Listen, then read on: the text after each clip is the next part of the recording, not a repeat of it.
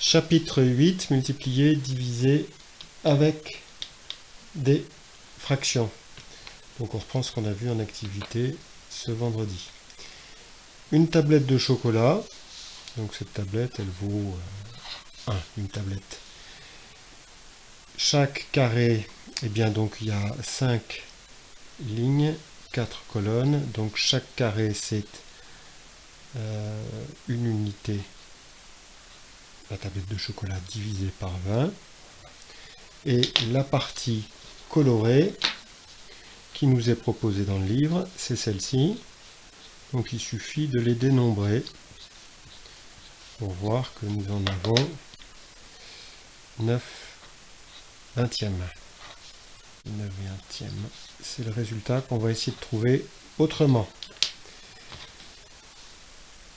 Cette même tablette de chocolat, on va indiquer ses dimensions en prenant en compte le fait que le partage reste le même. Donc la longueur divisée par 5, l'unité est divisée par 5, et parmi ces 5, j'en prends 3. La largeur divisée par 4, et parmi ces 4, j'en prends 3.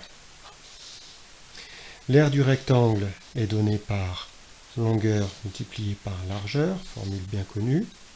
Donc si on multiplie 3 cinquièmes la longueur par la largeur 3 quarts, on doit obtenir la même chose qu'ici, 9 vingtièmes.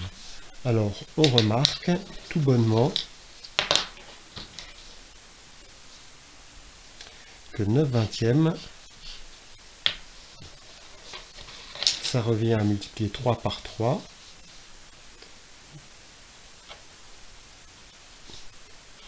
Et 5 multiplié par 4. Ça, c'est égal à 3 cinquièmes multiplié par 3 quarts. Ce qui nous permet d'écrire, et tout ça vaut 9 vingtièmes, ce qui nous permet d'écrire la règle. Pour multiplier deux fractions, on multiplie les numérateurs ensemble. Les numérateurs, donc c'est les valeurs du haut. On les multiplie ensemble et on les place en haut de la fraction. Et les dénominateurs ensemble. Les dénominateurs sont ici, qui donnent le nom, et on les multiplie ensemble et on les place sous la fraction. Tiens, ils sont multipliés ensemble, ils passent sous la fraction. Travail à faire, on reprend une plaquette de chocolat.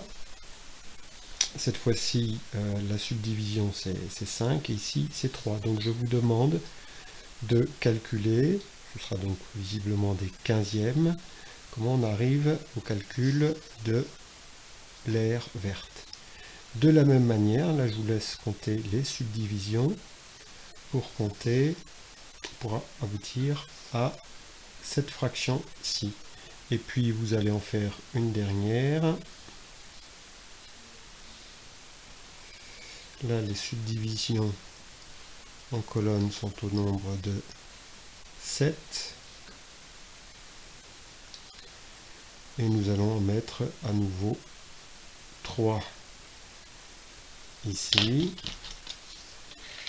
Et le travail, c'est de calculer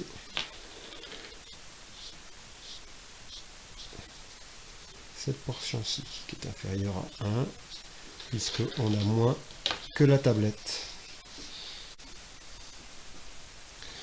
Nous poursuivons l'activité 2 avec l'application de la règle de la multiplication entre deux fractions, avec en plus des règles de signes qui viennent s'ajouter à cela. Alors je vous rappelle la règle des signes.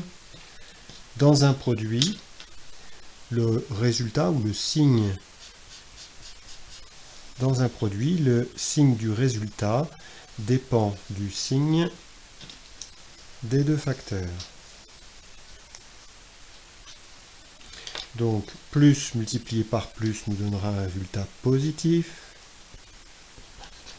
Un nombre négatif multiplié par un nombre négatif donne un résultat positif.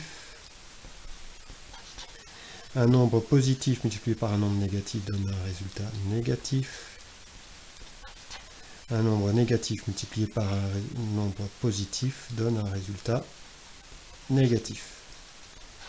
Application au premier exercice. Ce nombre-ci, qui est donc la division, la règle est la même pour le produit ou la division. 4/5, nombre positif divisé par un nombre positif, donc c'est un nombre positif. Moins 2 divisé par 3, c'est un nombre négatif. Donc le résultat sera négatif. On a mis le signe de côté. Maintenant, on effectue les calculs. 2 multiplié par 4 au numérateur et 3 multiplié par 5 au dénominateur. Ce qui nous donne donc moins 8/15. Exemple B. Ce nombre-ci est négatif. Ce nombre-ci est négatif. Donc le résultat sera positif. On s'intéresse maintenant au produit entre numérateurs, 2 fois 4, divisé par le produit des dénominateurs, ce qui est égal donc à 8, 2 fois 4, 8, divisé par 15. Ah oui, c'est la même chose au signe près. Petit c, ce nombre-là est le quotient ou la division de moins 3 par 5, ça va être donc un nombre négatif. Ce nombre-ci est positif, donc le résultat sera négatif. On procède comme d'habitude maintenant, 2 fois 3 au numérateur et 7 fois 5 au dénominateur, ce qui fait donc moins 6/35. Pour le dernier exercice, un nombre négatif multiplié par un nombre positif. Le résultat sera négatif. 9, si on veut en revenir à la règle, on peut l'écrire 9 divisé par 1, multiplié par 3/5. Donc, résultat négatif. 9 multiplié par 3, 27, divisé par 5. Nous poursuivons le travail en rappel, une fraction ne change pas de valeur si on multiplie ou divise numérateur et dénominateur par un même nombre. Par exemple, 4/8, c'est 4 fois 1 divisé par 4 fois 2. Donc la simplification est ici. Donc 4/8, il reste 1/2. 6/9, c'est 3 fois 2 au numérateur, 3 fois 3 au dénominateur. On simplifie par 3. Il reste donc 2/3. Cette technique va nous être utile dans le produit de fraction ou de quotient. Quand on écrit 2/3 multiplié par 3/4, on peut donc l'écrire 2 multiplié par 3 d'après la règle sur 3 multiplié par 4. Donc au numérateur et au dénominateur figure le même facteur qui est le facteur 3.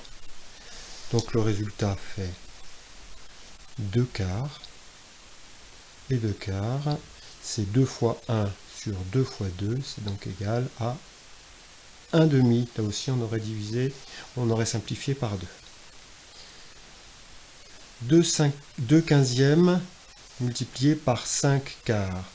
Oh, on voit qu'ici il y a des multiples de 5, 15 est un multiple de 5 et 4 est un multiple de 2. C'est ce qu'on va mettre en évidence. Donc le 2 fois 5 au numérateur reste. Au dénominateur, le 15, on va l'écrire 3 fois 5. Et on multiplie par 2 fois 2. On a donc bien appliquer la règle de la multiplication pour deux quotients. Le 15, c'est devenu 3 fois 5, et le 4 est devenu 2 fois 2. Partant de là, on voit apparaître des nombres identiques au numérateur et au dénominateur. Ici le 5, là le 2. Donc il nous reste... Ah, il reste rien en haut, alors est-ce que c'est 0? Non, parce que là on pourrait écrire 1. On ne change rien si on multiplie par 1. Donc il reste 1 au numérateur et au dénominateur, nous avons 3 multiplié par 2, 6. Donc 1/6.